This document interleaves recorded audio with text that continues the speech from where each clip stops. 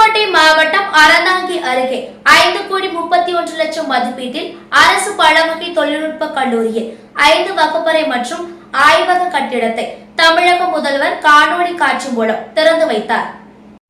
புதுக்கோட்டை மாவட்டம் அறந்தாங்கி அருகே விக்னேஸ்வரபுரம் அரசு தொழில்நுட்ப கல்லூரியில் 5,31,00,000 மதிப்பீட்டில் புதிய 5 வகுப்பறைகள் மற்றும் ஆய்வக கட்டிடம் கட்டி முடிக்கப்பட்டு அதன் திறப்பு விழா ஏற்பாடு செய்யப்பட்டிருந்தது. இவ்விழாவில் தமிழக முதல்வர் மு.க.ஸ்டாலின் அவர்கள் காணொலி காட்சி மூலம் திறந்து வைத்தார். அதனைத் தொடர்ந்து நிகழ்விடத்திற்கு நேரில் சென்ற மாவட்ட ஆட்சியர் அருணா குத்துவிளக்கு ஏற்றி சிறப்பித்தார்.